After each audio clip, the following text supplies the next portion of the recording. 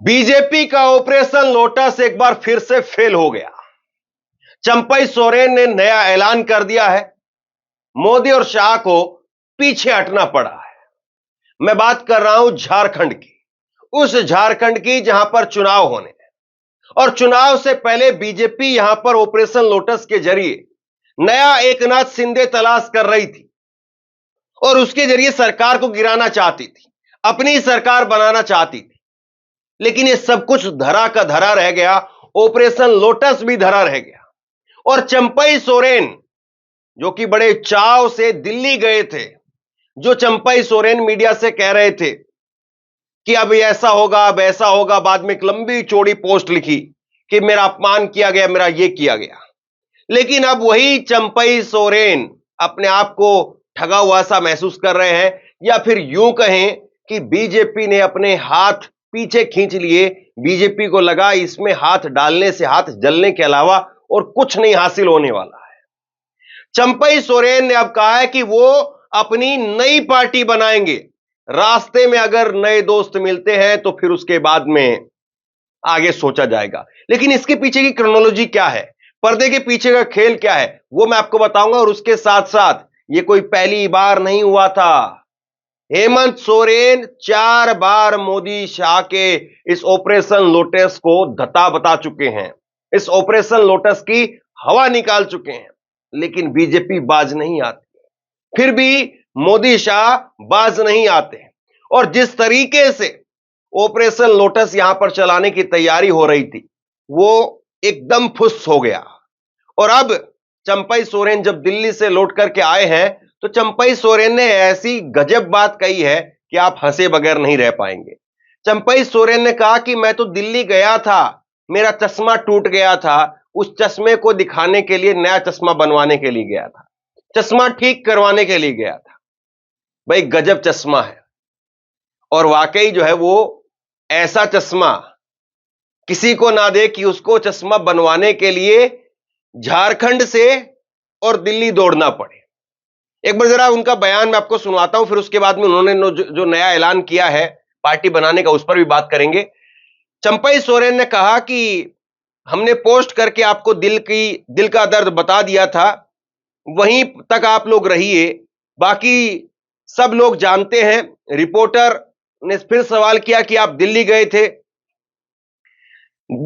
जवाब आता है उधर से कि दिल्ली हम अपने निजी काम से गए थे, हमारी बच्ची है, हमारे पोता है, हमारा चश्मा टूट गया था।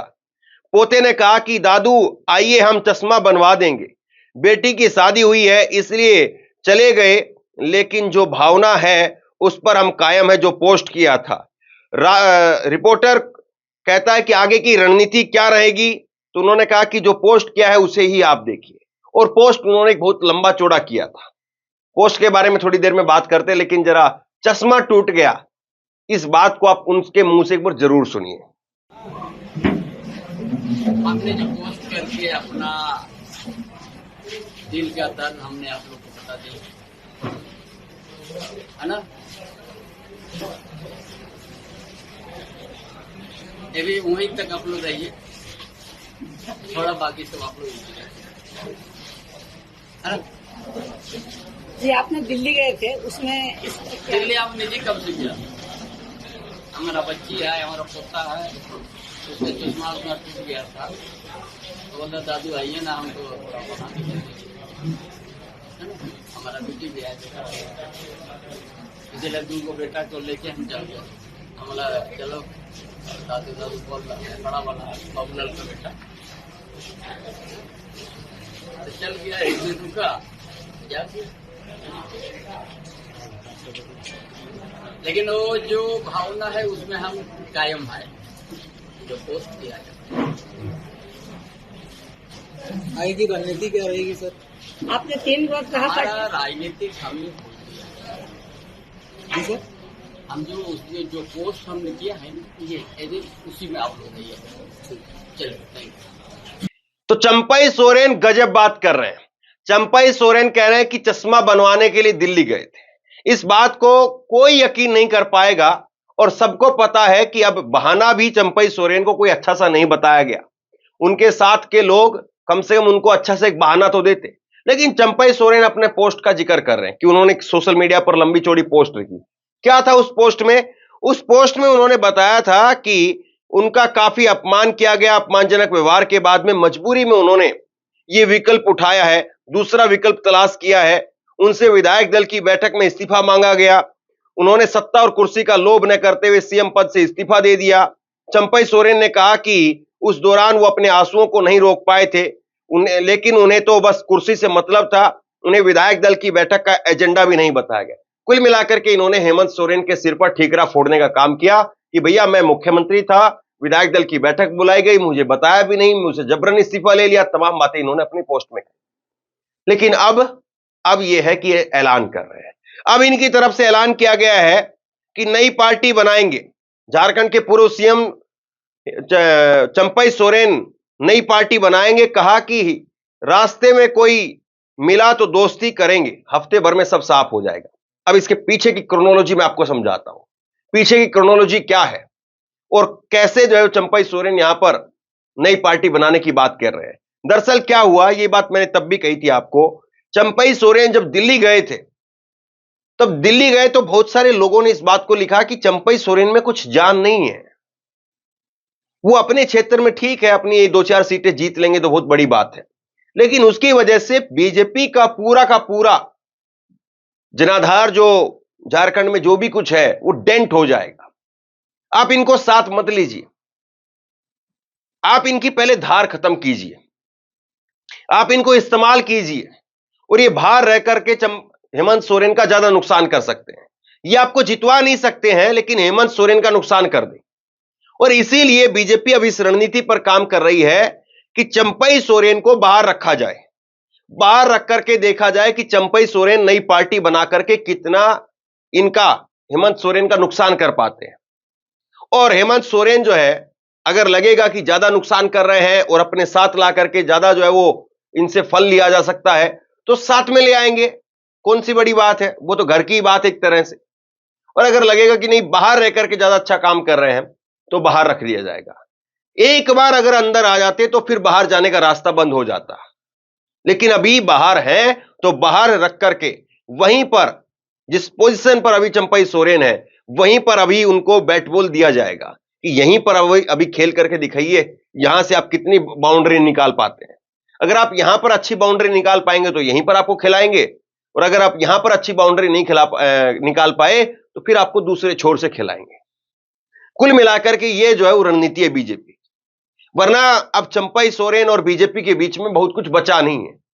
वो चंपई सोरेन जिनको जनवरी से पहले बहुत सारे लोग नहीं जानते थे, मैं भी नहीं जानता था।